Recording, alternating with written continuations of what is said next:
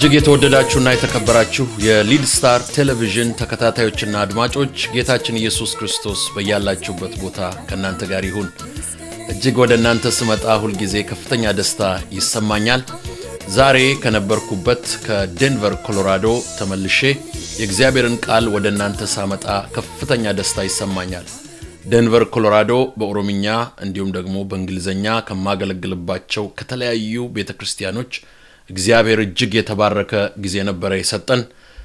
ፌዝ ኮሚዩኒቲ ሉትራን ቸርች የሚባል ሎንግሞንት ኮሎራዶ ላይ ሰፊ የአገልግሎት ጊዜ ነበረን እና በዴንቨር ከተማም እንደዚሁ እግዚአብሔር የተባረከ ጊዜ ሰጥቶን ነው የተመለስነው።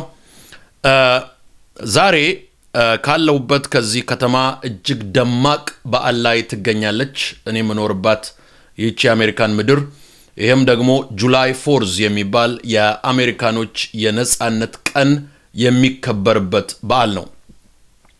ጁላይ 4 1776 የቀድሞ የአሜሪካ አባቶች የአሜሪካን ከእንግሊዝ ሀገር ነጻ የሆነችበትን ቀን የፈረሙበት ያጸደቁበት ወይም ደግሞ ዲክለሬሽን ኦፍ ኢንዲፔንደንስ የሚባለው የታወጀበትና የተፈረመበት ቀን ነው። ያኔ አሁን እንዳሉት በ50ዎች የሚቆጠሩ ስቴቶች ወይም ደግሞ የአሜሪካን ጠቅላይ ግዛቶች ሳይሆኑ በዛን ጊዜ የነበሩት 13ቱ ኮሎኒዎች ይባላሉ። እነዚህ 13ቱ ኮሎኒዎች በዛን ዘመን በነበረችው የአሜሪካን ሀገር ዋና ከተማ በፊላዴልፊያ ከተማ ነበረ ያንን የተፈራረሙት። አንዳንዶች ጁላይ 2 ይሉታል፣ አንዳንዶች ጁላይ 4 ይሉታል። የሆነ ሆኖ በዛው በጁላይ ወር ዲክለሬሽን ኦፍ ኢንዲፔንደንስ ተፈረመ። እንግዲህ እንደምታውቁት የእንግሊዝ ሀገር ወይም ደግሞ ግሬት ብሪተን ታላቋ ብሪታንያ ሰፊ የዓለምን ግዛት ጠቅልላ ትገዛ እንደነበረ የታወቀ ነው። ከህንዶች አገር ጀምሮ እስከ ምዕራብ አፍሪካ እስከ ናይጄሪያ ድረስ ሰፋ ያለ ግዛቶችን ይዛ አፍሪካን ደግሞ በምስራቅ ካለችው ከብሪቲሽ ሶማሊላንድ እስከ ምዕራብ እስካለችው እስከ ናይጄሪያ ድረስ ጠቅልለው ይገዙ እንደነበረ በጣም የታወቀ እጅግ ሰፊ ግዛት ነበራቸው። እነ ግብፅን እነ ሱዳንን ጨምሮ ሰፊ ግዛት ይገዙ እንደነበረ የታወቀ ነው።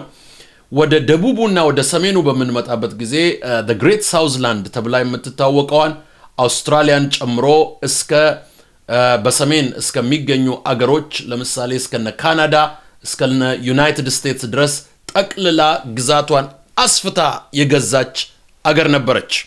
ስለዚህ በዘውዱ ስር በእንግሊዝ ዘውድ ስር የነበሩ እነዚህ አገሮች በተለይ እነ አሜሪካን እነ ካናዳ እነ አውስትራሊያ እነ ናይጄሪያ እነ ኬንያ ሁላቸው ለነጻነት የታገሉ ቢሆንም የአሜሪካን ሀገር ለየት የሚለው በጁላይ ወር በ1776 ከአውስትራሊያና ከካናዳ ለየት ባለ መልኩ ፍጹም ነጻነትን መርጠው ዲክለሬሽን ኦፍ ኢንዲፔንደንስ ጁላይ 4 1776 በመፈራረም የአሜሪካን ነጻነት በሙላት ማወጃቸው ታሪክ የሚያወሳው ታላቅ በዓለማችን ላይ ያለ ታላቅ የታሪክ ክስተት ነው።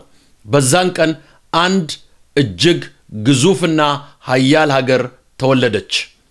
በ1776 የአሜሪካን አገር እንደ አገር በምትወለድበት ጊዜ የዛሬውን ገናናነት አልነበራትም፣ የዛሬውን ታላቅነት አልነበራትም።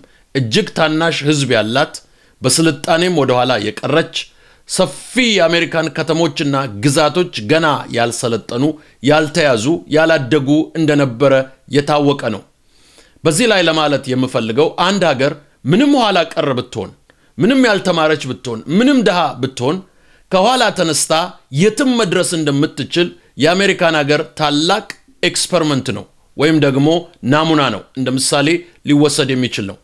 ለዚህ ነው በሀገራችን ውስጥ ፍጹም ሰላም፣ ፍቅር፣ አንድነትና ከምንም በላይ በእግዚአብሔር ላይ መተማመን ካለ የማንደርስበት የስልጣኔ ጫፍ የማንጨብጠው የብልጽግና ቁንጮ የለም። ነገር ግን ለዚህ ሁሉ ወሳኝ ሚና በአሜሪካን ታሪክ ውስጥ ትልቁ ነገር በእግዚአብሔር ማመንና በራስ መተማመን አንድ ላይ ስለተያያዙ ነው። self confidence and confidence in God trust in God and self confidence ይሄ የአሜሪካኖች ትልቅ ባህሪ ነው የአሜሪካኖች ማንነት መገለጫው ምንድነው ተብሎ ቢጠየቅ አንደኛው complete self confidence እና independence ነው እያንዳንዱ አሜሪካዊ በራሱ ይተማመናል በራስ መተማመኑ እጅግ ከፍተኛ ነው ያም የመጣው በሚያደርገው በአምላኩ ላይ በሚያደርገው መተማመን ነው የአሜሪካ ስር መሰረት የተመሰረተው በtrust in God and self confidence ላይ ነው እና በ1776 ጁን ወር ላይ ሪቻርድ ሄንሪ ሊ የሚባል የቨርጂኒያ ጠቅላይ ግዛት እንደራሴ ወይም ደግሞ ተወካይ ነበረ የአሜሪካን የነጻነት አዋጅ ረቂቅ ያቀረበው ያንን ረቂቅ መርምረው አዘጋጅተው እንዲያቀርቡት በአምስት ኮሚቴዎች የተዋቀረ ኮሚቴ ተዋቀረ ያንን አቀረቡት እነ ቤንጃሚን ፍራንክሊን እነ ጆን አደምስ እነ ቶማስ ጄፈርሰን እነ ሪቻርድ ሊ ያሉበት በጣም ታላላቅ ምሁራን በተለይ እነ ቶማስ ጄፈርሰን በጣም ታላላቅ ፈላስፎችና ምሁራኖች ናቸው ጥልቅ የታሪክ ተመራማሪዎች ፈላስፎች ዕውቀታቸው ምርምራቸውና ችሎታቸው በሙሉ ደግሞ በሕያው በእግዚአብሔር ቃል የተቀመመ ሰዎች ነበሩ የእግዚአብሔርን ቃል የሚያጠኑ የሚያውቁ የሚያነቡ ሰዎች የቤተ ክርስቲያን ሰዎች ናቸው እነዚህ የቤተ ክርስቲያን ዲያቆናት ሽማግሌዎችና ፓስተሮች ናቸው እነዚህ ሀገርን የመሰረቱት ሀገሩን ያረቀቁት ለዚህ ነው ቤተ ክርስቲያን በሀገራዊ ነገር ውስጥ ብትሳተፍ ሰላምን ለማምጣት ብልጽግናን ለማምጣት ፍትህን ለማምጣት እድገትን ለማምጣት ስልጣኔን ለማምጣት ትልቅ አስተዋጽኦ ማድረግ ትችላለች በእግዚአብሔር መንፈስና በታላቅ እምነት ላይ በመመርኮዝ ለህብረተሰብና ለሀገር ታላቅ አስተዋጽኦ ማበርከት ይቻላል ማለት ነው ፖዚቲቭ ኮንትሪቢዩሽን እግዚአብሔር የተመሰገነ ይሁን እና በዚህ ስፍራ እንደምንመለከተው እነ ጆን አደምስ ያንን ካደረጉ በኋላ ጁላይ 4 1776 ላይ ዲክላሬሽን ኦፍ ኢንዲፔንደንስ ወይም ደግሞ የነጻነት አዋጁ ጸድቆ ታወጀ 13ቱ ኮሎኒዎች በአሜሪካን ሬቮሉሽን ወይም የአሜሪካን የነጻነት አብዮት ፍሬ በሆኑት በእነዚህ 13 ኮሎኒዎች የነጻነት አዋጅ ታወጀ ያንን አዋጅ መንፈሱንና እንዴት እንደታወጀ ጆን አደምስ አቢጌል ለምትባለው ሚስቱ ደብዳቤ ጽፎ ነበር በዛ ደብዳቤ ላይ በመመርኮዝ ትንሽ ለማለት ፈልጋለሁ የጆን አደምስ ደብዳቤ በጁላይ 1776 እንደዚህ ይላል July 1776 will be the most memorable epoch in the history of America. I am apt to believe that it will be celebrated by succeeding generations as the great anniversary festival. It ought to be commemorated as a day of deliverance by solemn acts of devotion to God Almighty.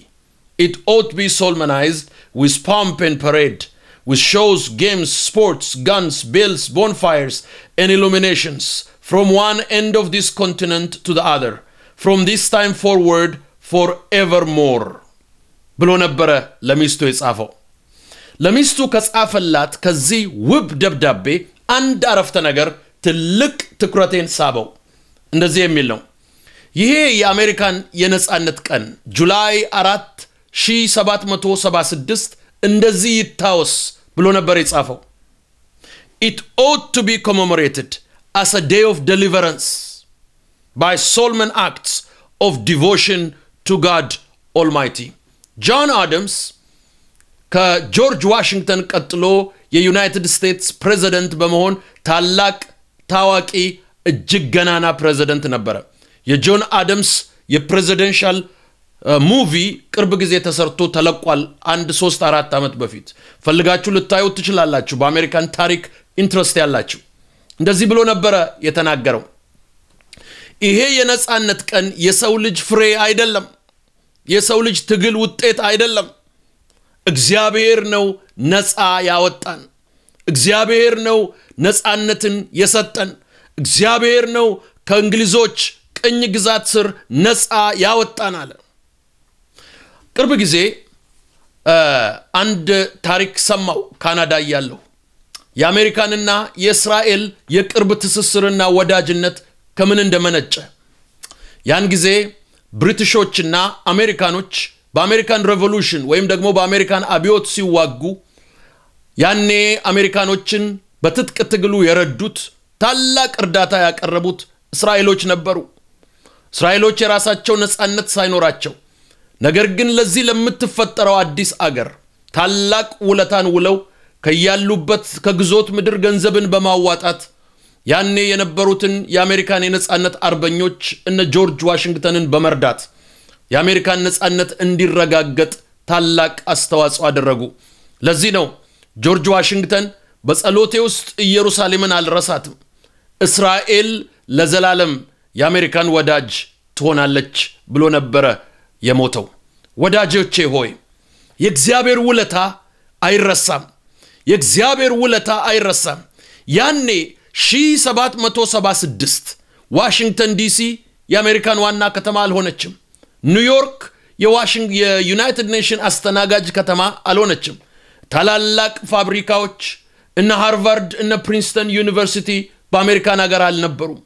ታላላቅ ምሁራን፣ ጀነራሎች፣ የጦር አዛዦች እነ ቦይንግ እነ ማይክሮሶፍት በአሜሪካን ሀገር አልነበሩም። ታላላቅ እርሻዎች በአሜሪካን ሀገር አልነበሩም። ያ ኋላ ቀር የነበረ አዲስ አገር ከ1776 ተፈጥሮ በ2014 ዛሬ የዓለም ገናና ታላቅ መንግስት እንዲሆን ያደረገው ምንድነው? ያንን ነው መጠየቅ የምፈልገው። ቁልፍ መልስ ምንድነው ብላችሁ ከጠየቃችሁኝ መስራች አባቶቹ የተናገሩት ነገር ነው።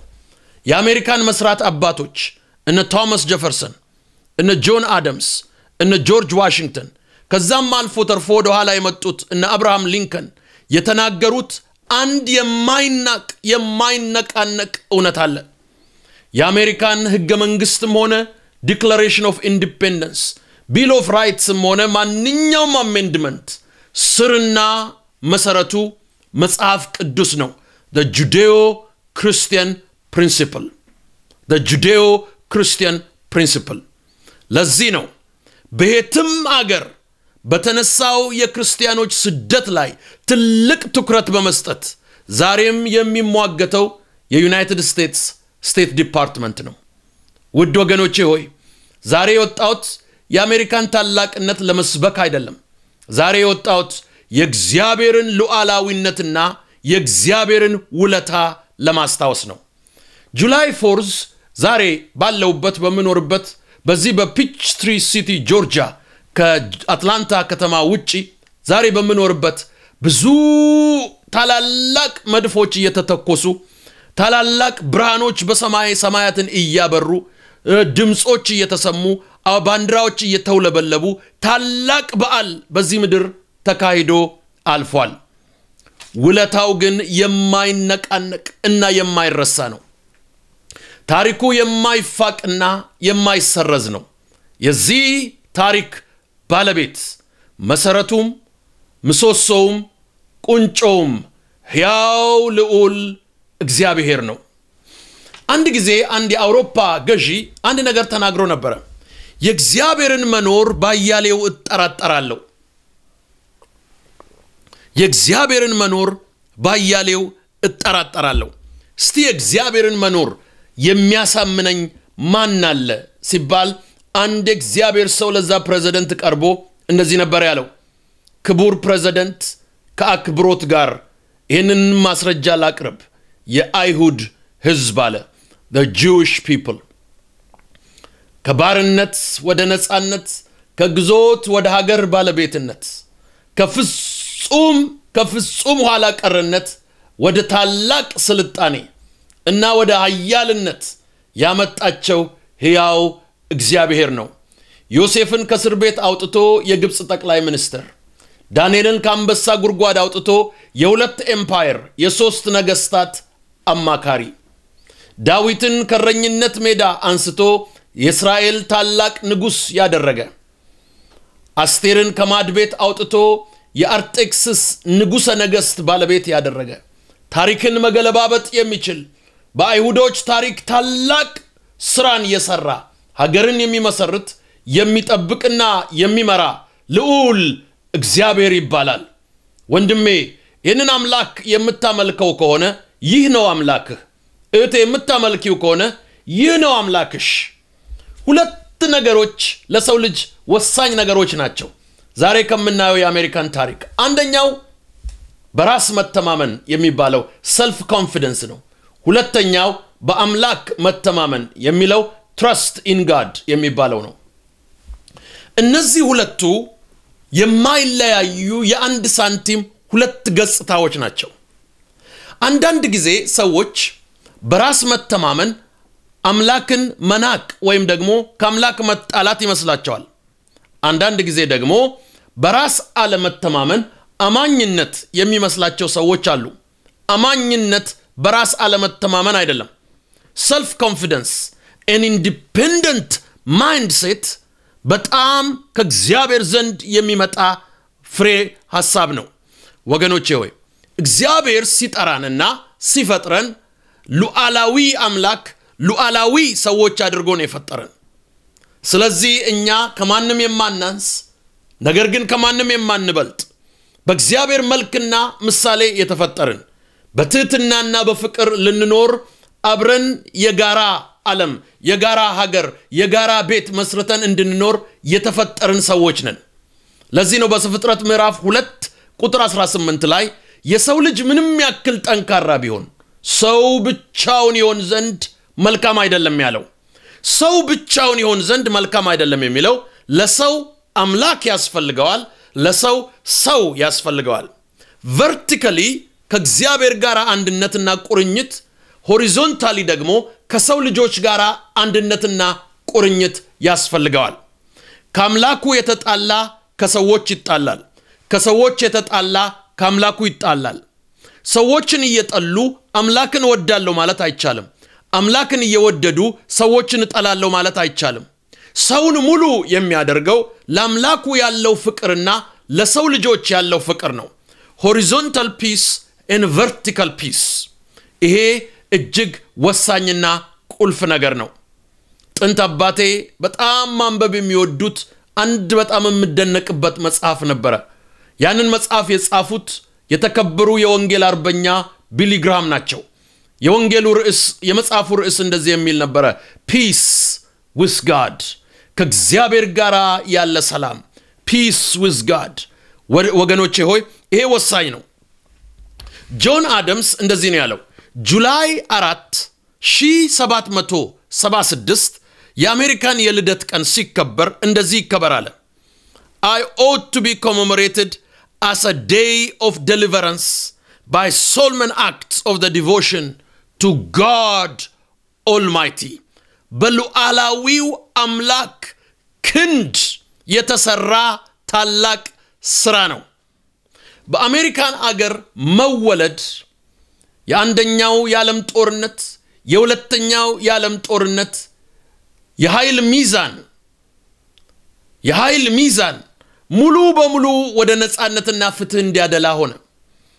ዓለምን በማሸበርና በማስጨነቅ በዘረኝነትና በነጮች የበላይነት የተነሳው የጀርመን ኃይል እንዲገታ አድርጎ አውሮፓን በማረጋጋትና ያንን ኃይል በመለወጥ ታላቅ አስተዋጽኦ ያደረጉት የአሜሪካን ወታደሮችና የጦር ሰራዊቶች ናቸው።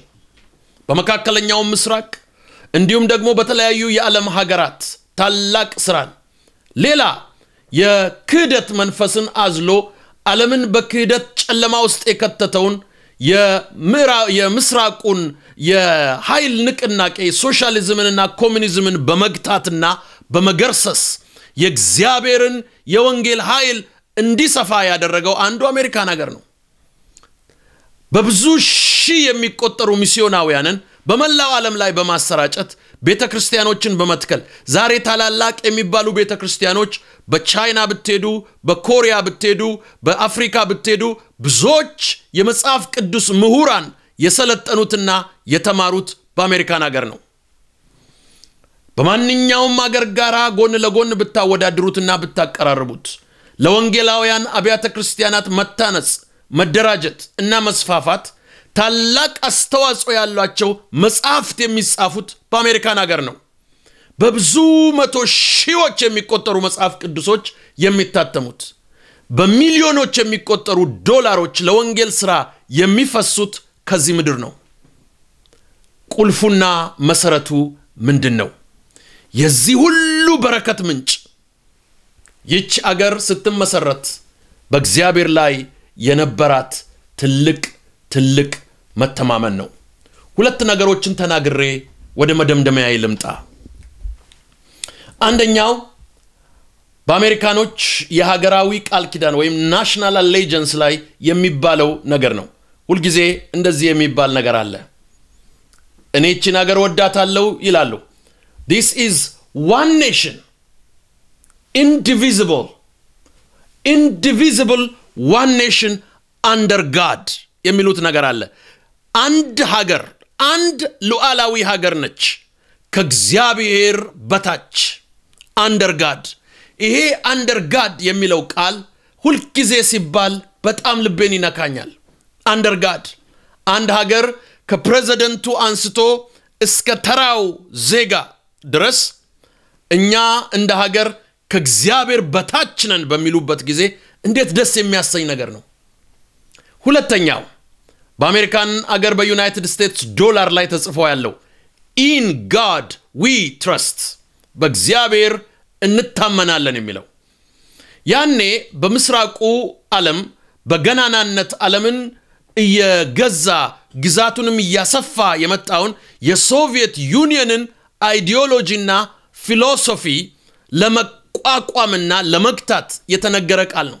እንደዚህ ይላል፣ እኛ ግን በእግዚአብሔር እንታመናለን። እናንተ የፈለጋችሁትን ልትችሉ ይችላላችሁ።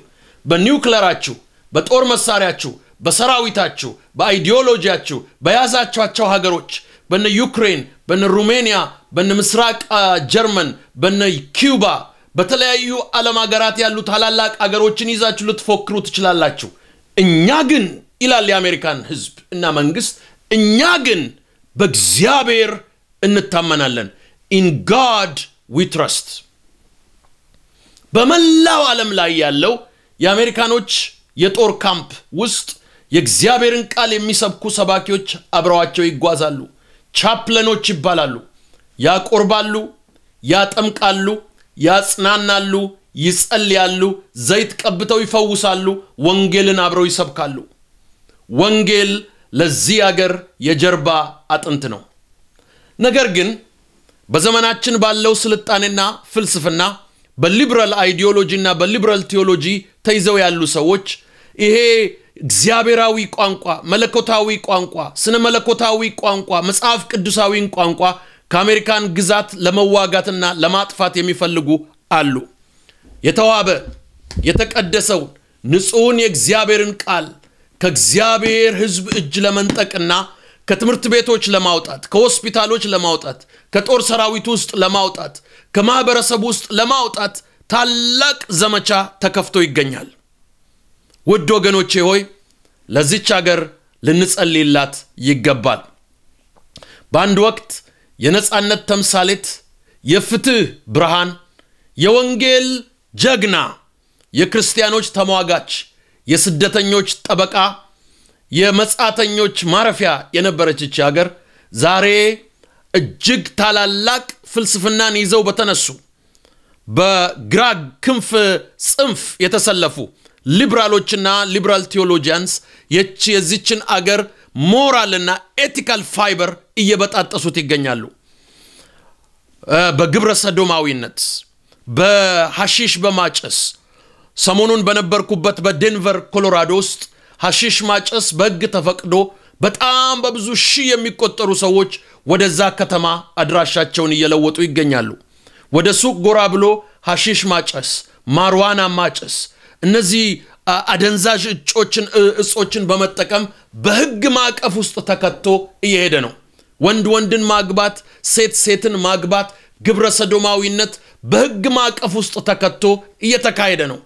የአሜሪካን ሀገር የትዳር ሞራል ፋይበር እየተሰባበረ ዛሬ ከሚጋቡ ሰዎች 60% በላይ ይፋታሉ። ከ70% የአሜሪካን ሕፃናት በላይ ያለ አባት ወይም ያለ እናት ከአንድ ቤተሰብ ውጪ ይኖራሉ። ትምህርት ቤቶች መጽሐፍ ቅዱስን ገፍተው በማውጣታቸው ትምህርት ቤቶች የጦር አውድማ ይመስላሉ። በቴሌቪዥኖቻችሁ ላይ እንደምታዩት ብዙ ሰው ይገዳደላል። እነ ቺካጎ፣ እነ ኒውዮርክ፣ እነ ዋሽንግተን ዲሲ፣ እነ ኦክላንድ ካሊፎርኒያ፣ እነ ሎስ አንጀለስ፣ እነ አትላንታ ጆርጂያን የመሳሰሉ ታላላቅ ከተሞች ለሊት ብዙ ሰዎች የሚጋደሉበትና የሚጫረሱበት ከተማ ሆኖ ይገኛል። ከ1776ቱ የነጻነት አዋጅ እነ ቶማስ ጄፈርሰን፣ እነ ቤንጃሚን ፍራንክሊን፣ እነ ጆን አደምስ፣ እነ ሪቻርድ ሊ፣ እነ ጆርጅ ዋሽንግተን ያቋቋሟት በመጽሐፍ ቅዱሳዊ መሰረት ላይ የተቋቋመችውና የተወለደችው በእግዚአብሔር ብርሃን ላይ የተተከለችው ይህች ሀገር እንዴት ወደዚህ አይነት መፍረክረክ ደረሰች ብላችሁ ብትጠይቁኝ መልሱ አንድና አንድ ብቻ ነው። ሀገርና ህዝብ ለዚህ መጽሐፍ የሚሰጠው ስፍራና ጊዜ ለሚኖረው ኑሮ ወሳኝ ነው።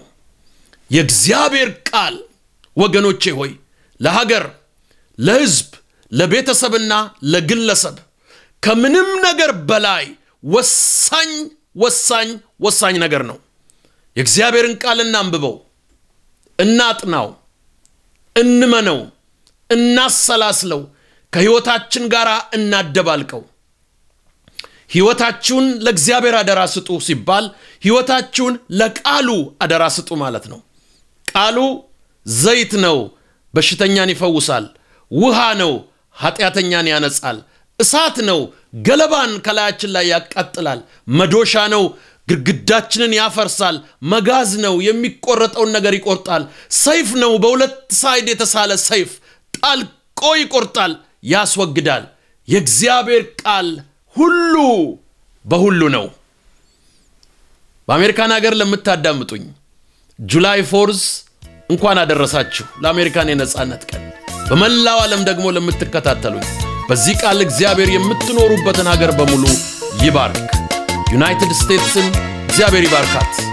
ሀገራችን ኢትዮጵያንም እግዚአብሔር ይባርካት። በጣም እንደምወዳችሁ እናንተም ታውቃላችሁ። በሚቀጥለው ፕሮግራም እስክንገናኝ ደህና ሰንብቱ።